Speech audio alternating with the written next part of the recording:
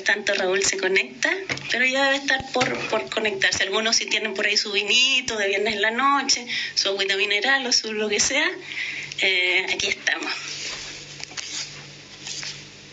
Ok, a don Raúl Camargo está esperando Fit Valdivia y está por comenzar. ¡Bravo! Aquí estamos los dos.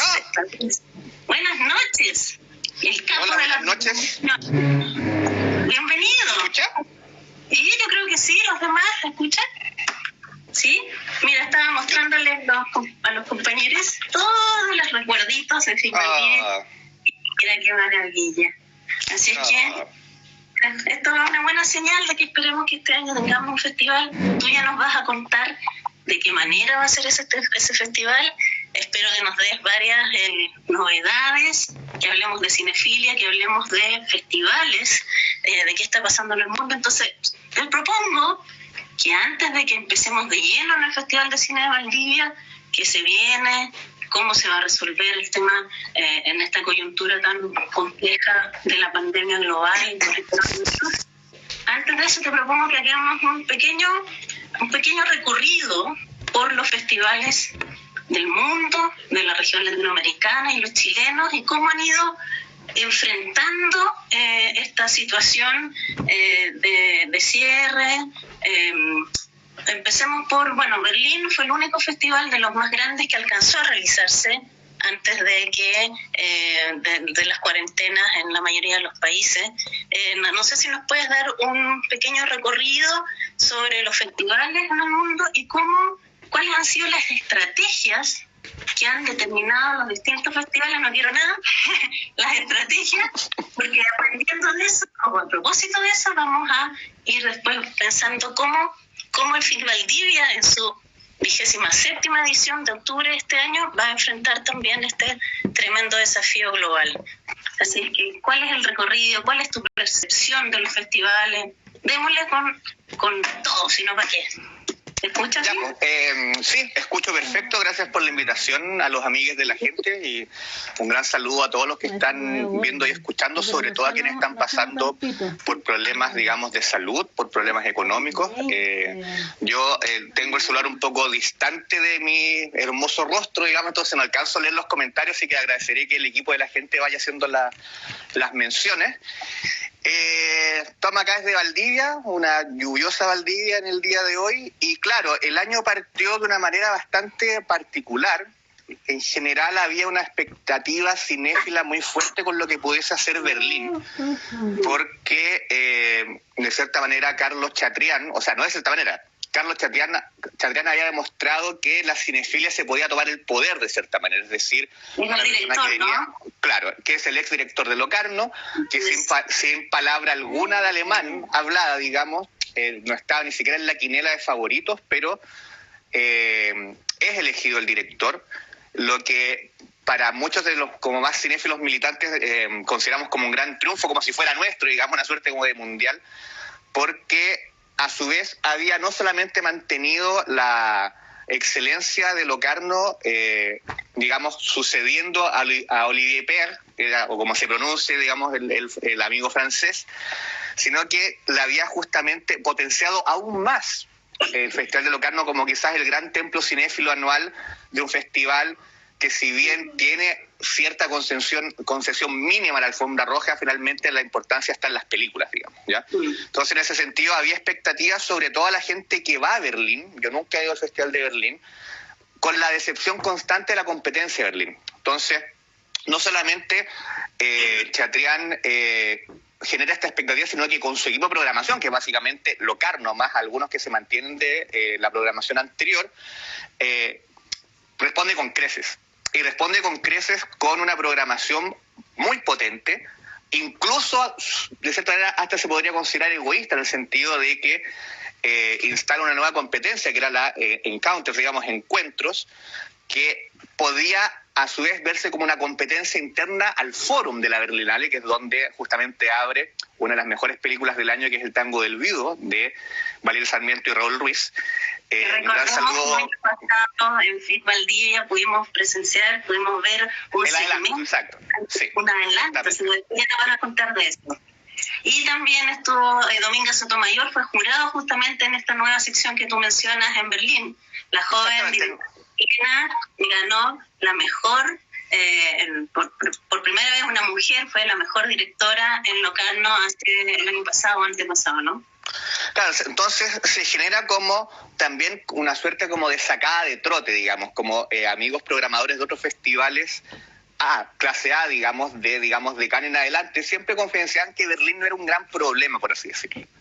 Yeah. Pero ya con un equipo de programación de esa excelencia, por supuesto la pesquisa se comienza a hacer antes, se genera una programación prácticamente soñada para las películas del primer semestre, lo que hacía a su vez ver qué iba a pasar justamente con Cannes, Locarno, Venecia, Toronto, San Sebastián y todos los festivales, digamos, de esa estirpe, pero justamente en la línea en que se comienza a celebrar con el anuncio de la no visita de la poderosa delegación china al mercado que a su vez Chile fue el país invitado, digamos, el país de honor, pero ya uno lo veía como una suerte como de algo que estaba sucediendo en Europa con un virus que ocurría en China y que de cierta manera iba a hacer que los mercados no fuesen tan potentes. De hecho, yo mismo no le tomo el peso a la situación hasta que comienzan justamente a llegar, a trasladarse el virus y comienzan las suspensiones de los festivales, ya en pleno marzo. Es decir, Rotterdam se celebra sin problemas, Berlín se celebra sin problemas y con, digamos, justamente esta cualidad de, comillas, no digamos prueba superada, sino que era como confirmación de que la cinefilia, el poder, por así decirlo, implica decisiones programáticas de importancia, independiente de posibles concesiones que son difíciles de no justamente realizar cuando se está en esas esferas de poder, digamos. Entonces, lo importante era como qué viene después, o sea, un año fabuloso. Siempre que Hong Sang-soo hace una película es un buen año, digamos. Una película maravillosa a su vez como Isabela Matías Piñeiro. Y con una dificultad, me imagino, muy grande para la gente que fue a la Berlinale con respecto a elegir como de cierta manera sus favoritas por justamente que la riqueza, o sea, la sección panorama, que siempre fue una sección más bien coja, también con grandes apuestas en nombres y también con películas. El Fórum de Berlín, si se podía considerar como debilitado, abre con Raúl Ruiz. ¿Ya? En la Berlinale se exhiben 2 películas de Radu Jude, que es uno de los cineastas más importantes a nivel contemporáneo y que es un rumano que no toma aviones y que por ende se transforma en un cuasi invitado perfecto para festivales online ahora, digamos, viéndole como la otra vía. Entonces se genera como un gran puntapié inicial que termina siendo una zancadilla cuando se comienzan justamente a ver las cancelaciones en Norteamérica, y toda esta seguidilla que empieza a afectar a los festivales del primer trimestre o el primer semestre, de hecho justo post Berlín.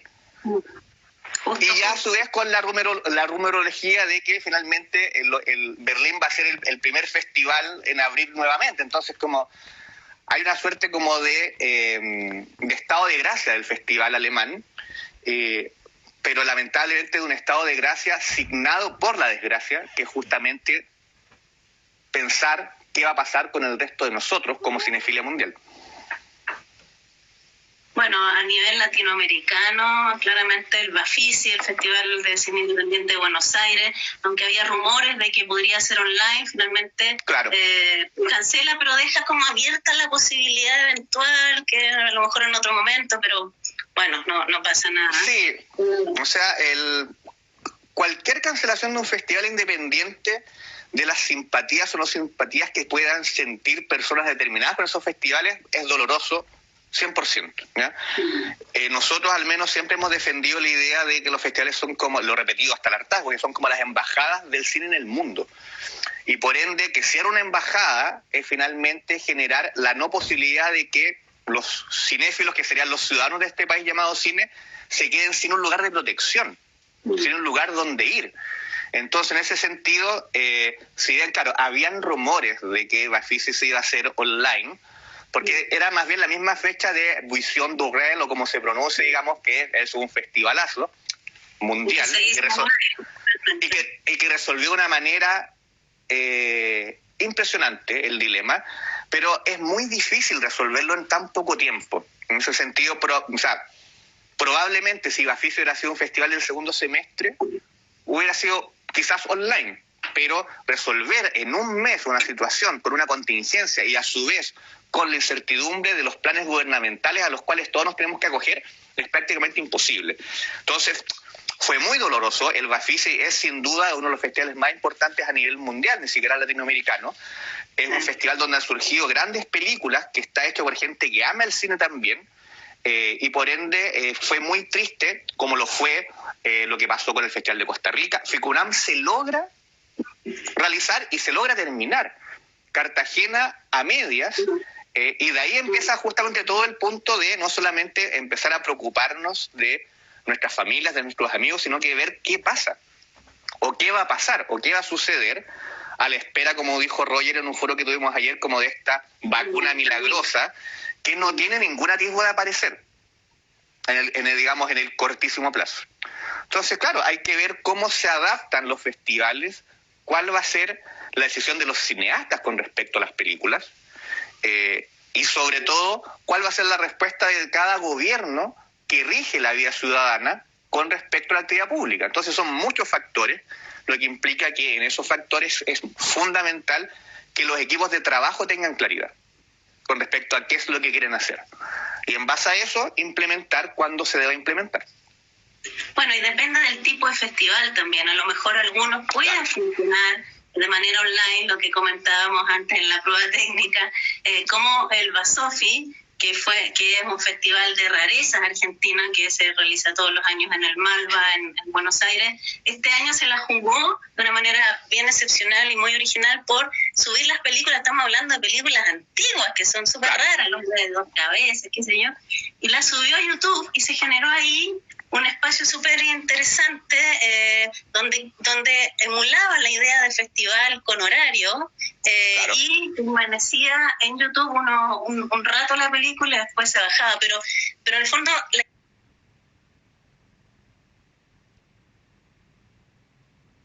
idea de comunidad, que justamente el director del Festival de Berlín que tú citabas, habla de, a propósito de una nota que salió hoy día en Página 12, habla de los festivales como el baluarte de la resistencia, del cine de resistencia, y cómo los festivales son festivales de comunidades, festivales del pueblo. Entonces, en ese sentido, cuando enfrentamos una pandemia global inédita en el mundo, con un efecto además de recesión mundial que se viene durísimo, cómo los festivales generan ese espacio de resistencia y también de, o sea, si no hubiera público en ciertas salas, no se podrían hacer ciertas películas, comentaba alguien también, o sea, un espacio para la independencia, para la resistencia. Me gustaría si pudieras ahondar un poquito entonces en este concepto de comunidad que tú también ayer en el Cawin, que es este espacio de conversación, que ya nos vas a contar más cómo sigue el Valdivia con los Cawines, que es una palabra del Mapudungun, me imagino, ¿no? Exactamente. Cómo la comunidad y la responsabilidad que tiene FIC Valdivia de mantener el acompañamiento a esas audiencias que se quedan sin poder ir al cine, pero que surgen estas otras alternativas de mantener, de no nos soltemos en el fondo, de sigamos conectados. Claro. El concepto de comunidad y la responsabilidad de los festivales en eso. Bueno, no tuve la oportunidad de leer lo que me comentas de Página 12. Hoy día estuve haciendo clases hasta más o menos las 6 de la tarde y de ahí me desconecté básicamente y me preocupé si acicalarme para este encuentro magno. A su vez, con Marisol, o sea, Marisol es la última persona que yo vi socialmente, digamos, antes del confinamiento, porque fuimos al lanzamiento del libro de Sergio Navarro. Nos encontramos. Claro, y en ese tiempo la conversación tenía que ver, o lo que me preguntaba, que podemos, como me imagino, ciertas cosas sí contarlas, digamos, tenía que ver cómo el festival iba a afrontar el tema de el estallido social a un año del estallido en sí, digamos. Y esa era como la discusión cinéfila que teníamos. No estaba ni en las cómicas el tema del virus. Ahora, es importante como el tema de la idea del pueblo porque, bueno, yo no la leí, pero no sé qué idea de pueblo tienen los festivales europeos o latinoamericanos, digamos, y creo que es distinta. Suena bonito el tema de la comunidad, pero en general me parece que esa clase de festivales es más bien una suerte de que manifiestan más bien decisiones más bien hegemónicas, digamos, como de poder. O sea, si bien en la historia de, por ejemplo, Carlos Chatrián como director de Locarno, él instala una competencia, digamos, o una muestra que se transforma en competencia para el cine más alternativo, por así decirlo. Dicho de paso, competencias en las cuales yo siempre he estado en contra, porque cuando se abre una competencia para, por ejemplo, el experimental, básicamente estás diciendo que esas películas no pueden alcanzar la competencia internacional. Es como las más raritas las dejamos en otro lado. Pero claro, tiene, y esa experiencia ya abre encuentros, digamos, y esas películas probablemente podrían haber ido al Fórum de Berlín o a Rotterdam, digamos, o a Marsella después. Entonces, yo creo que hay que tener cuidado con las declaraciones públicas, sobre todo cuando se apela a pueblo, comunidad, digamos, a esta otra edad, y hay que empezar como a desglosarlas, digamos. ¿Ya? Yo sí creo que los festivales deben tener una misión pública, ¿no? Así como la televisión debiese tener una vocación pública. Pero bueno, eso tiene que también medirse en los hechos concretos, digamos. Yo no sé si un festival que tiene una mirada más bien hacia la industria, digamos, como por ejemplo lo que hablaba Thierry Frémaux de Cannes, para no hablar tanto de Carlos Chatrián, que me parece de lo mejor que hay a nivel de los directores de festivales, hablaba de ese mismo tema, como de volver a las salas, la comunidad, digamos, el encuentro, la pantalla grande, pero Cannes es un festival de abonados, de industria, y que es caro. O sea, yo no sé qué pueblo habrá ahí, ¿ya? Cuando ya el helado te cuesta caro, digamos, y cuando el poder ir al festival y alojarte es carísimo. Entonces yo creo que también está todo mediado, como también decía Roger ayer, digamos, un gran homenaje a mi querido Roger, que tiene que ver con cómo se media el capital en esto. Y ahí también ingresa un tema con la posibilidad tecnológica, no es menor. Puede que la tecnología termine acercando los festivales a personas que no tienen el dinero para ir a festivales. Porque es bonito hablar del festival presencial como encuentro de la comunidad. ¿Pero qué comunidad se encuentra? Bueno, se pueden reproducir las mismas desigualdades en la sociedad. O como cuando, no sé, Patricio Guzmán habla que el cine es el álbum fotográfico de una familia. Suena muy bonito también, digamos, ¿ya? Pero si no hay una escuela pública gratuita que enseñe cine, estamos dejando, por ende, el álbum familiar solo a la gente que tiene recursos para hacer películas. Entonces, yo creo que hay que tener un poco cuidado con esas lógicas de las frases hechas, sobre todo cuando aluden a lo colectivo y al pueblo, ¿ya? Y sobre todo con la palabra pueblo. No leí el artículo de página 12, pero me parece que sí puede que esté aludiendo a la lógica del encuentro público, la lógica de plaza pública. Y eso sí se produce. Y por supuesto también es el ideal que el cineasta se encuentre con su público. Los festivales sí cumplen con un rol de resistencia cultural contra ciertas ideas hegemónicas. Pero ojo, también los festivales terminan estableciendo también cánones. Y esos cánones también se transforman en hegemonía, digamos. Entonces, yo creo que cada festival tiene que encontrar su rol en esta contingencia, pero dejando en claro que los festivales que estamos, como Valdivia, en el segundo semestre, tienen muchas más facilidades para encontrar ese camino. Porque tenemos 6 meses de preparación para el que queramos hacer. Y en ese sentido, es distinto a lo que le pasó a los amigues del Festival de Costa Rica, que yo tuve la suerte de ir a un precioso festival, distinto a lo que le pasó justamente a Alba Fisi, distinto a lo que le pasa a Documenta Madrid, digamos, que se iba a celebrar ahora, y a muchos otros, y sobre todo a los que ya decidieron, de hecho, cancelar ante la defensa, por una parte de la pantalla grande, ante el hecho que el online tampoco te resuelve todo, y ante la necesidad también de replantearse ante la probable imposibilidad de resolver con tan poco tiempo un dilema, que en el caso al menos de Valdivia tenemos, digamos, desde marzo en adelante para resolver. Sí, y por ende nuestro caso es distinto. Sin duda, ahí ya nos van a contar cuál es el debate y los análisis que están haciendo para tomar la mejor decisión. A nivel de festivales nacionales, el caso de FEMCINE fue realmente heavy, porque a pocos días del estreno tuvieron que tomar la decisión de congelarlo a lo menos, y están evaluando cómo se puede hacer para que se pueda ver las películas, digamos. O sea, perdón, es más, el festival más comprometido artístico y políticamente en Chile, que es Frontera Sur, que es mi festival favorito, digamos, aparte de Valdivia, por supuesto, se tuvo que suspender 2 veces. Producto del estallido, siendo que fue uno de los pocos festivales que cuando se declaró la guerra a la ciudadanía salieron públicamente a manifestarse contrarios a eso, y luego se vuelve a suspender por la pandemia. Un festivalazo, digamos. Un festivalazo que a su vez se asume como muestra, no como algo competitivo. Entonces, toda suspensión o cancelación es muy dolorosa. Sea cual sea el festival, sea un festival de cine y moda, un festival de cine y cocina, sin ningunear ni la moda ni la cocina, digamos, un festival de cine y mujeres como FemCine, un festival más ligado a lo radical como Frontera Sur, si fuera un festival de cine y tenis, qué sé yo, toda oportunidad de encuentro y de vivir democráticamente esos encuentros cancelándose son muy dolorosos, y eso es parte también de un dolor mucho mayor que tiene que ver con el dolor del desempleo, de la precarización, del colapso en la salud, de las no decisiones de Estado, y que por ende también en la lógica de los festivales, si bien es importante sobre todo para la cinefilia militante, por así decirlo, que se tomen ciertas decisiones potentes o clarificadoras, también hay que tener claro que hay que ver cuál es el momento, digamos. O sea, nosotros como festival, por ejemplo, toda la decisión que tomemos va a ser en conjunto con el señor intendente, con el señor alcalde, con los concejales, con los consejeros, con... Buenos señores. No. Señores, dice, o sea, por favor, hay cores mujeres y concejalas mujeres con las cuales tenemos una gran relación, pero tiene que ver con el tema de que cuál es la oportunidad para hacerlo. No es la hora en el pic de la pandemia.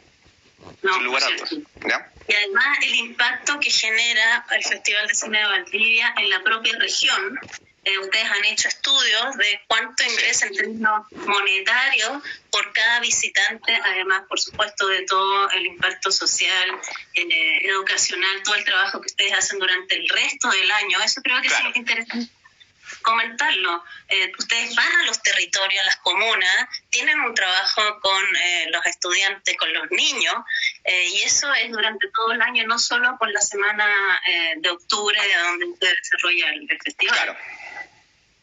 Sí, entonces hay un trabajo de base. Nosotros somos parte de un centro cultural que el festival es como la gran celebración y el punto cúlmine de lo que se hace durante todo el año. Ya el año pasado tuvimos un tema muy complejo, que fue la ausencia de nuestra sala de cine, que es el Teatro Lord Cochrane, donde todos los martes religiosamente dábamos películas, digamos, en pantalla grande, de manera gratuita, para generar esta lógica de encuentro, ¿ya?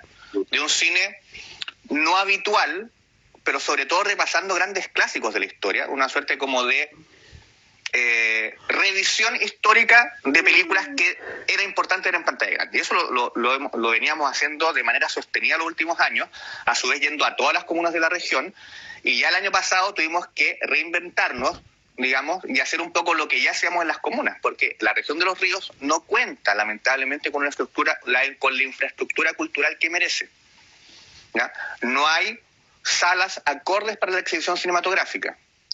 Entonces nosotros igual vamos a junta de vecinos, digamos, a colegios, se busca la forma, pero a su vez esa forma se busca para luego señalar: en octubre vamos a ir al cine, a la pantalla grande, con el sistema de sonido, con el proyector, digamos, DCP, un festival que vive de la lógica del encuentro, del respeto a los formatos y a las películas. Hay que recordar, lo he dicho en otras oportunidades, que cuando la película parte no ingresa nadie más a la película.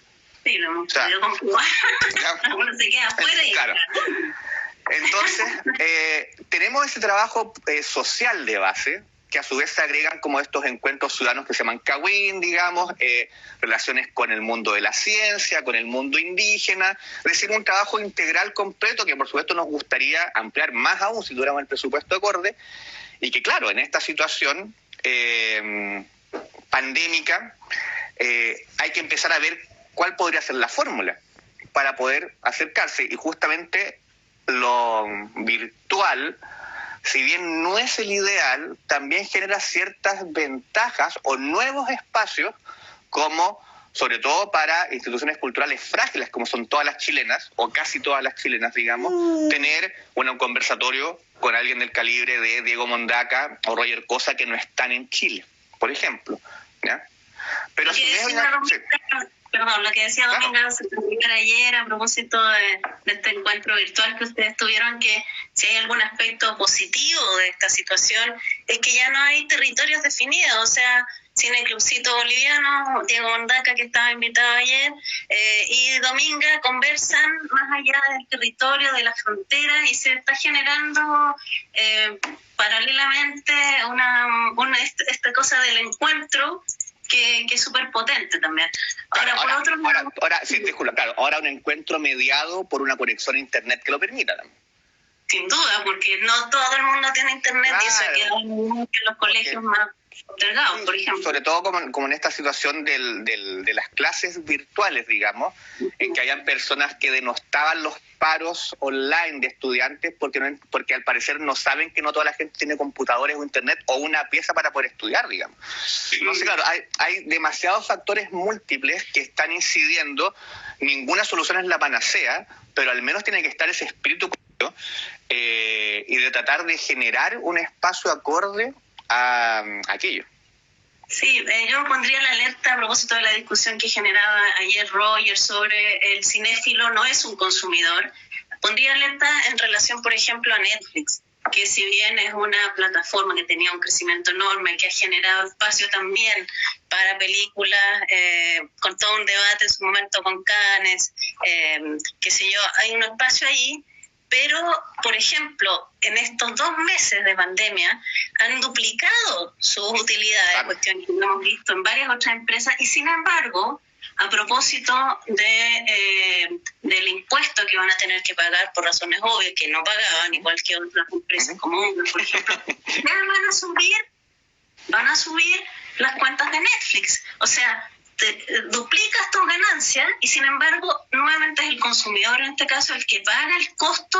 Estamos en todas partes lo mismo, finalmente pagando el costo. Entonces se abren oportunidades, pero también en este caso particular de Netflix, con un afán de las utilidades que de verdad es brutal, digamos. Claro. Ahora yo no soy de las personas que satanizan Netflix, digamos, ¿ya? No. Pero a su vez soy muy ignorante de las plataformas virtuales de visionado y debo reconocer aquello. O sea, tengo Netflix hace un tiempo, lo he ocupado muy poco y no he buceado en su catálogo de películas como para determinar qué tan curado está o no, o programado, digamos, ¿ya? Sé perfectamente que existe Movie, pero no, ni siquiera he hecho el intento como de suscripción, por así decirlo. Ni siquiera sé bajar películas, de hecho ni siquiera tenía internet en la casa hasta hace poco, pero sí, es que a mí lo que me está pasando también es que se están produciendo como ciertos mensajes con respecto al deber ser que también son peligrosos, digamos. ¿En qué sentido? Eso mismo, digamos, como esta lógica como binaria de lo bueno y lo malo, digamos, ¿ya? Yo creo que, o sea, todo este discurso de Netflix, o sea, yo creo que finalmente toda discusión tiene que ser llevada a una discusión con respecto a la clase, ¿ya? Yo creo que eso es algo fundamental. Nosotros cuando damos películas los martes, por supuesto que fuimos creciendo en audiencia, pero a su vez éramos conscientes que esa audiencia, en películas que dábamos en la mañana para los colegios, pero a las 6 y a las 8 de la tarde, eran post jornada laboral. Chile es uno de los países con una de las jornadas laborales más extenuantes del mundo. Sobreexplotación. Entonces, la lógica del encuentro, si se produce en una familia que comienza a ver Netflix para descansar, me parece hermoso, digamos, ¿ya? Si hay otra opción, más hermoso aún. Y en ese sentido, por eso nosotros nos gustaba dar películas todo el año, como para decir que hay otra clase de películas, pero también me parece que se empieza a caer como una suerte de rol un poco mesiánico o de ultraposición con respecto a qué es lo bueno y qué es lo malo, cuando finalmente un poco lo que está pasando es el efecto contrario. Nosotros, al menos como festival, siempre hemos defendido la pantalla grande. Es más, hace unos años hicimos, digamos, con el equipo algo que se llamó el Foro Social del Cine Chileno, en un teatro para 400 personas, y sabemos que iban a ir 20, pero el tema era como que los fragmentos, las películas eran en pantalla grande, ¿ya? Que fue un error, de hecho, porque quizás había que buscar la intimidad con los invitados más que generar que se viera, digamos, la película, no sé, de Pablo Perelman en pantalla grande. Entonces uno también va aprendiendo de que no todo es tan taxativo si se mantiene la lógica y lo importante es el encuentro. Sobre todo pensando que los festivales, lamentablemente, en general, tienen una alta selectividad, es decir, lo que se exhibe es un porcentaje muy menor de lo que postula, por ejemplo. Lo que a su vez implica un dolor a quienes no quedan. Un dolor muchas veces no rehabilitado, por así decirlo, ¿ya? Que también quizás los festivales nos tenemos que empezar a hacer cargo de eso, más allá del correo un poco formal que te dice la no selección. Entonces, en ese sentido, si alguien quiere ver películas en Netflix o series, digamos, yo no veo series, no por un tema de que esté en contra de las series, o quiere ver movie, o quiere ver otras plataformas, maravilloso, si eso implica como el compartir. Claro, el problema tiene que ver cuando se empieza a ver como única alternativa o lo hegemónico, digamos, ¿ya? En ese sentido, no solamente Netflix, sino que todos los que tienen que pagar impuestos en Chile los tienen que pagar, y de hecho, como proyectos de ley de instancia han habido, los súper ricos también tienen que pagar impuestos. Digo los súper ricos, los súper millonarios, ¿ya? Yo sé que soy súper rico a nivel, digamos, visual, pero o sea, tiene que haber una redistribución de la riqueza, digamos, ¿ya? O sea, y por ende yo creo que toda discusión con respecto a lo que podamos abordar cinéfilamente hablando va a terminar en una discusión de clase. En ese sentido, cualquier solución va a tener que también ir por la vía de aquello, independiente que sea también ilusa. Porque cualquier solución que plantea un festival ahora también es ilusa, pero al menos tiene que tomarla. Bueno, hemos visto durante esta pandemia, particularmente en el sur, en los países en desarrollo, el impacto diferenciado justamente. Son los pobres los que están muriendo más por falta de acceso a la salud, por enfermedades bases. O sea, finalmente el prisma de la clase está transversalizado en todo el quehacer. Vamos a cuestiones más prácticas respecto, ya nos vamos acercando a el FIC Valdivia de este año, porque yo sé que nos vas a hacer un anuncio. Gracias por haber escogido para la exclusiva. Pero mínimo. Pero ustedes ayer, como FIC Valdivia, presentaron una plataforma nueva que se llama playficvaldivia.cl, que de alguna manera es esta idea de acompañar a las audiencias que tú comentabas ayer. Va a ser un repositorio de películas históricas del festival. Cuéntanos más, es gratuito, lo más importante, porque yo espero ver ahí muchas cosas que recuerdo. Mira. A ver, esto surge de las conversaciones con el equipo, pero a su vez surge del Festival 25. Cuando hacemos una muestra con respecto a los primeros pasos del cine chileno, ¿ya? Y ahí me acuerdo que me encontré con mi queridísima Pepa San Martín, digamos, porque una de las cosas que también el festival ha mejorado, al ser un festival que no tiene el presupuesto que merece, pero ojo, ningún festival en Chile lo tiene, y gran parte de las familias tampoco los tiene, digamos, era que en esta lógica de alta selectividad nos generábamos, o más bien teníamos muchas personas que querían ir al festival y no aprovechábamos ese, comillas, porque odio la palabra, ese como capital social. Entonces, lo que hicimos fue empezar a conjuntar como elencos estables, por así decirlo, que es lo que hacemos con cineastas, asesorando a otros cineastas en cine chileno en el futuro, por ejemplo, ¿no?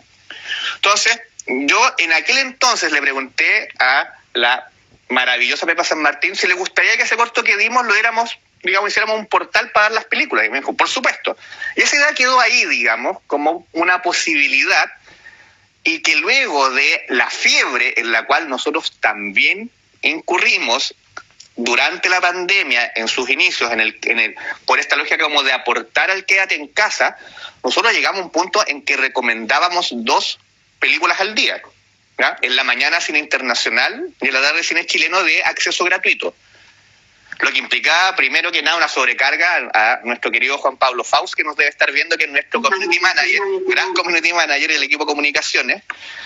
Una sobrecarga en el sondeo, pero a su vez, como también, claro, esta fiebre como de aportar, que a veces también se confunde con la fiebre de decir yo estoy aportando, ¿ya? Es como la anécdota que una vez le pasó a unos amigos para el terremoto del 2010, digamos, que tenían esta necesidad como de aportar al sur de Chile. Entonces, pero era aportar llevando, digamos, los víveres en un camión que ellos iban a manejar. O sea, no era como dejar los víveres en Santiago para que se les... No, era como la necesidad de que te vieran aportando. De hecho, es más, ese camión quedó en Pana y terminó siendo ayudado por los sureños, digamos. Entonces, como a veces uno quiere ayudar y se atropella por ayudar, pero finalmente la pregunta es, ¿qué tipo de contribución quieres hacer? Y claramente, al menos el festival lo que busca es una reflexión un poco más reposada, digamos, ¿ya? Que no tenía que ver con esta fiebre por estar presente. Y que es una fiebre que yo, de cierta manera, impuse, que era como, necesitamos que los contenidos se empiecen a liberar. De hecho, bueno, hablamos con Joselito Torres Leiva, un gran abrazo a él, digamos, para liberar sus películas. Pero en la medida que eso ya se empezó a generar como justamente una nube inagotable de contenido, fue como, bueno, quizás hay que replantearlo y generar un sitio patrimonial con una mirada desde el sur de Chile, pero que a su vez fuera el resuerte como de repositorio de películas encontrables e inencontrables, porque también está el punto, no es un tema como hacer los exclusivos con las películas, que se puedan ver con tiempo, que uno lo pueda ver mañana o la pueda ver entre años más, digamos, como la colección justamente de Dominga Sotomayor. No es que la colección de Dominga se borra el próximo jueves cuando aparezca la nueva colección, sino que se mantiene. Y eso es con cortos que son más bien o trabajos más iniciales de los directores. Sobre todo pensando que los más nuevos, Onda Media los está comprando. Nosotros no queremos competir con Onda Media, menos que finalmente cineastas chilenos se queden sin un posible ingreso por hacer como esta suerte de un portal alternativo. Entonces, claro, es un sitio más reposado que nos permite generar colecciones con una orientación específica que se pueden ver para siempre y que se hace gracias a que son los propios cineastas. Cuando digo cineastas, yo me refiero a directores, productores, directores de arte, sonidistas, gaffers. Para mí los cineastas es el conjunto, el colectivo, que es algo que aprendí gracias a una ronda, digamos, de conversaciones que tuve con API. Así que les mando un saludo también a la gente de API, con lo cual me junté el año pasado como para ver cómo mejoramos el ecosistema. Y nos hicieron sugerencias bien potentes en ese sentido. Entonces, esa es la lógica, como es una plataforma en donde se pueden ver estas películas, pero también van a estar alojados los conversatorios, se pueden hacer streaming, de hecho vamos a hacer streaming, hay algunos directores que nos han pasado películas para dar en streaming, que esas sí que no están en ninguna parte, entonces... ¿Alguna película en esa línea, algún anuncio que tengas que hacer? ¿Alguna directora o directora que va a generar expresión política que no encontremos en otra parte, por ejemplo? Sí, o sea, esto sí lo puedo decir independiente, que tenemos que empezar a revisar ahora porque esto es muy previo a la irrupción de Onda Media comprando películas y por ende tenemos que revisar. ¿Ya?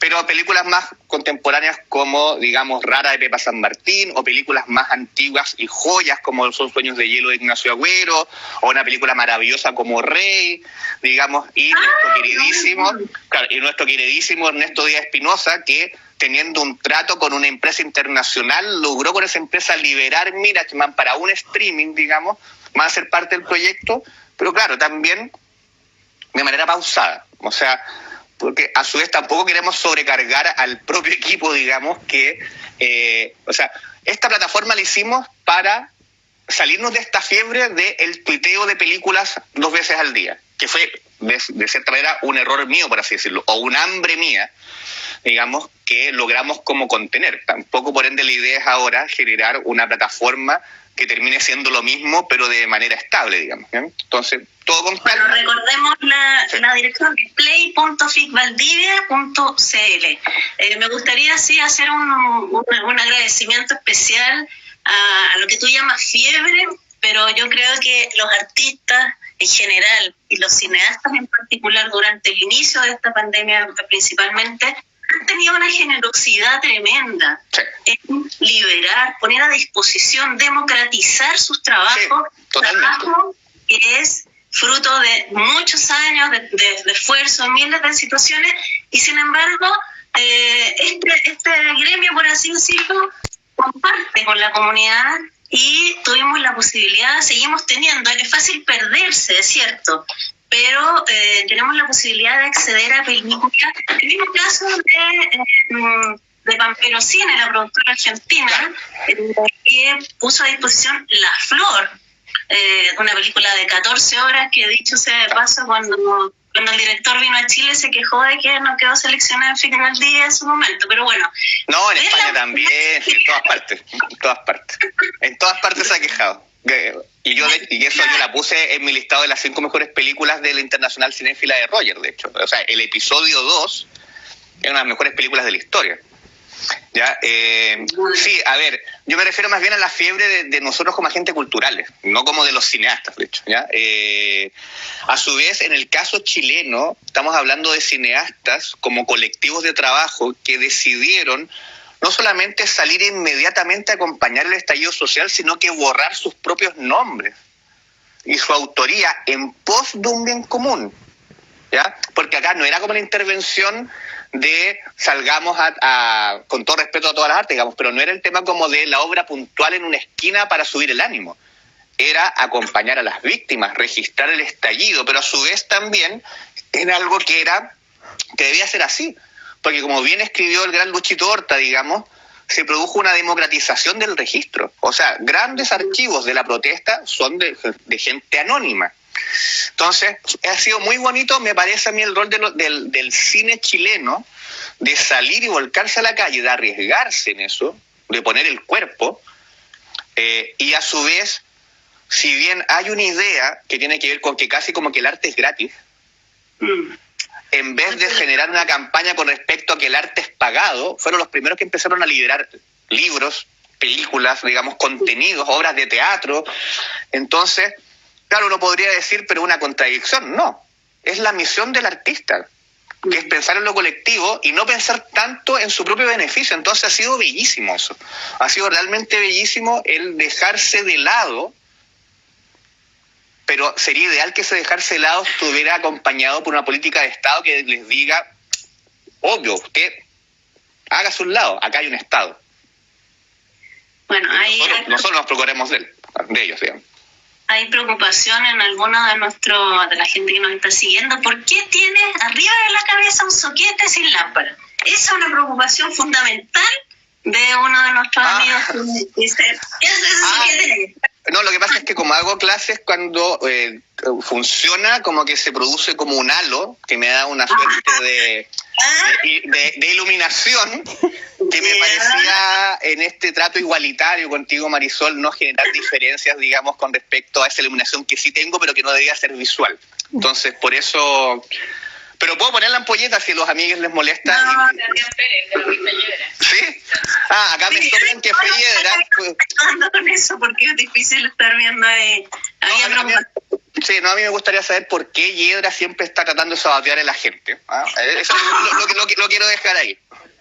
Bueno, por favor. No. Falta poco para que Raúl Camargo, el autodenominado, el capo de la programación, el una vez me... Perdón, uy, apagué la luz, perdón.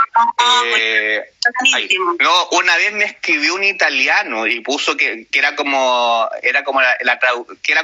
porque yo era como el delegado artístico. Y me encantó, pues le hice copy-paste y lo puse así como... Sonaba muy bien, pero no... Pero sí, digamos.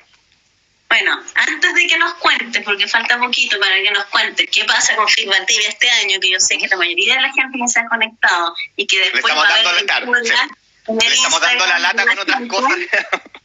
Estamos ahí alargando, estirando. No, me gustaría recordar el Festival de Cine de Valdivia del año pasado, particularmente la competencia nacional. Creo que fue especialmente notable la del año pasado, así como las de...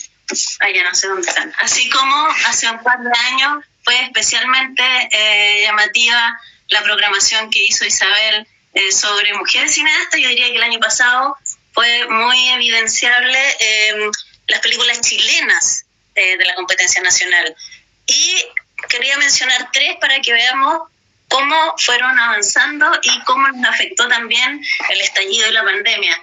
La única de las películas que se estrenó en el Film Valdivia que logró estrenarse en el mercado nacional a principios de este año fue Visión Nocturna, de Carla Moscoso, que fue una apuesta muy interesante, documental de este estudiante, que comenzó con este estudiante de cine y luego ya relata una situación de abuso sexual. Pero fue la única de las 3 películas que voy a nombrar que pudo estrenarse en sala. Claro.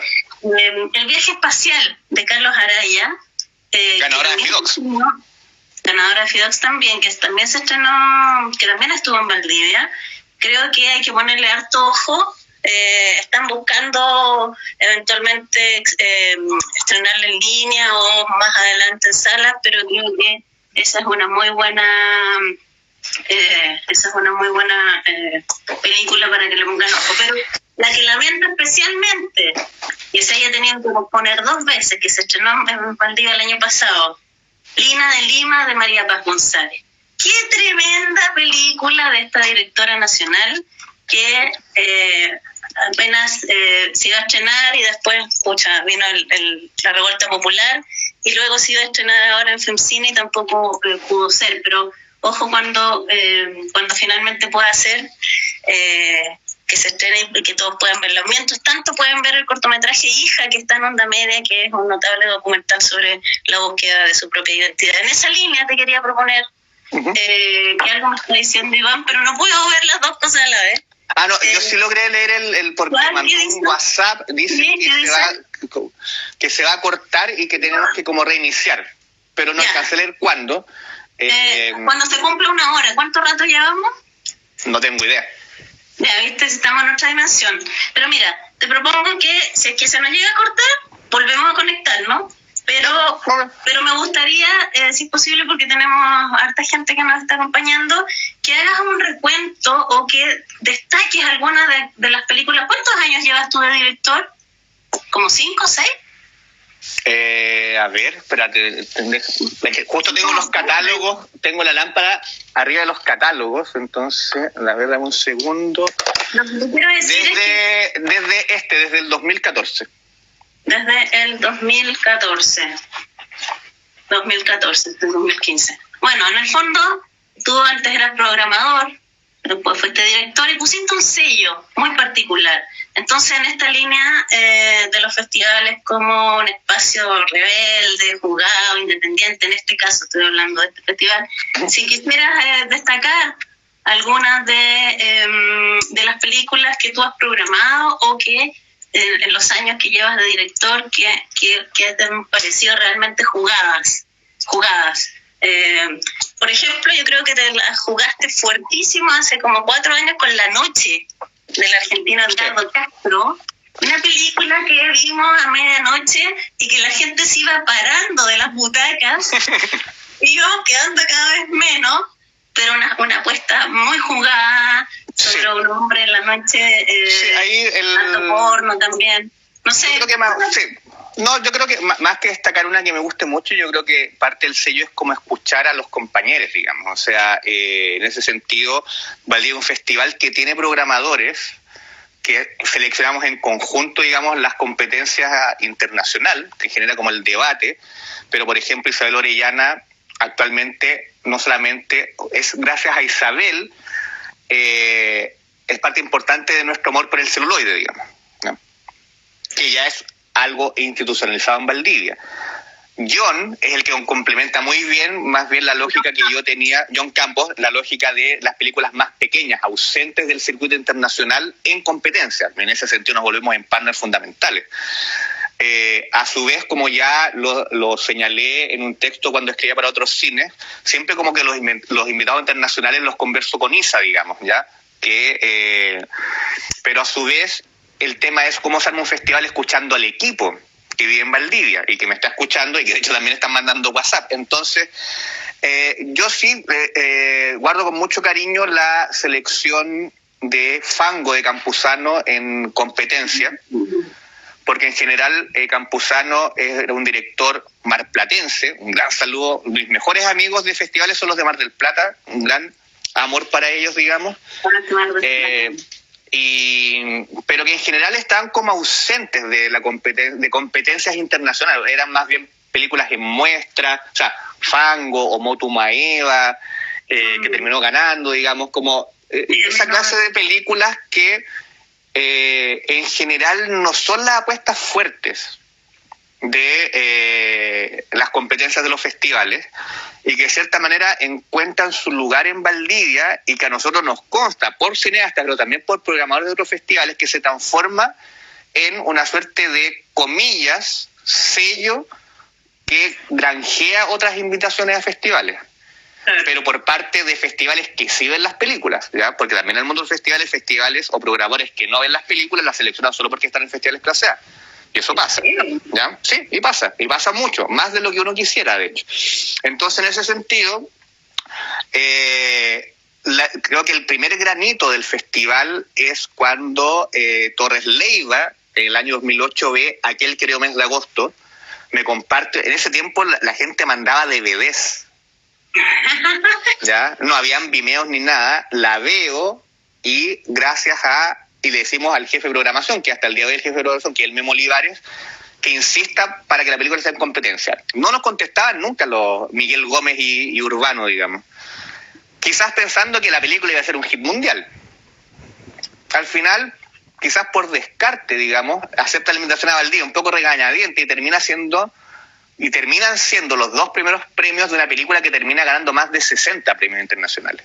Y de cierta manera ahí se transforma Valdivia en un festival que se instala a nivel internacional como de una selección cuidada, pero no de las películas grandes, porque en general las competencias son como las películas, la competencia principal son como las películas de mayor producción, esta cosa que se llama como de valor de producción, con agente de venta y demás, y las más pequeñitas van quedando relegadas, y por eso, de hecho, nosotros no tenemos una competencia alternativa a la internacional para las películas pequeñitas, porque esas son las que programamos justamente en la internacional.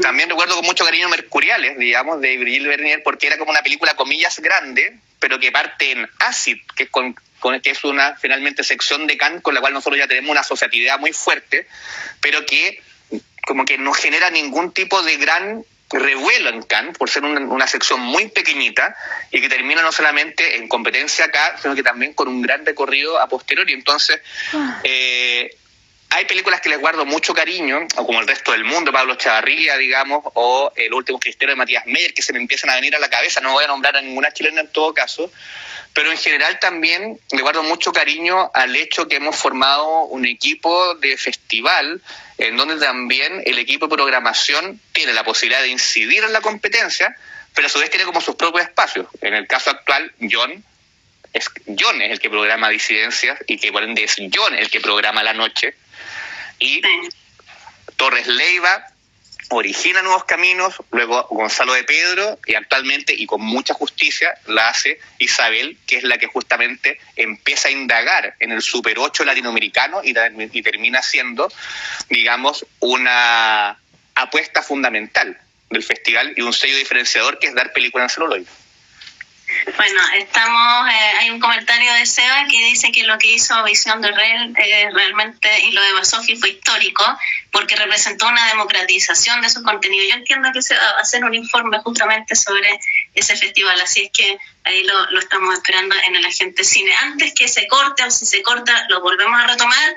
Entremos de lleno en lo que va a ser la 27ª edición del Festival Internacional de Cine de Valdivia 2020. Oye, ¿y si cortamos al tiro para interrumpir? No es malo. Ya, pues, hagamos eso, pero espero que no perdamos a todas las personas que ¿Y si le preguntamos a la audiencia, ponte tú? Si cortamos ahora para que metamos, mira, Irina de Lima, corazoncito.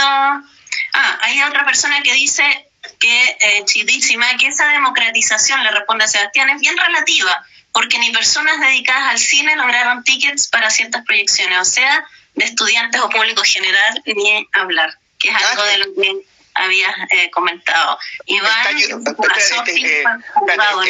¿dijiste chidísima? Sí, pero tú también puedes ver, ¿po no? No, está lejos. O sea, que chidísima es... Judith, si estás ahí, mira, tengo un afiche de Sara Gómez, que es el que te iba a regalar, de hecho, así que cuando se acabe la pandemia, ese afiche es tuyo. Alguien había comentado que estaba ese afiche de esta directora cubana, y recordemos que el año pasado, el año pasado también se exhibieron películas de ella junto con Agnes Barda en el festival, ¿no? Sí, ahí uno de nuestros grandes y queridos amigos, que es Nico Bock, nos dice que hagamos un intermedio. Entonces yo creo que para que no se pierda, debiésemos cortar. Así la gente que necesite ir al baño o a reforzar sus cervezas y vinos lo puede hacer. Yo también tengo que ir al baño. He tomado demasiada agua. Pero cortito, cortito, porque tienes que explicarnos qué va a pasar con Freakman Givers.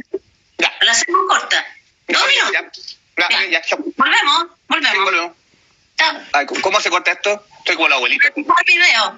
Finalizar video. Ya. Y vamos a hacer todo de nuevo.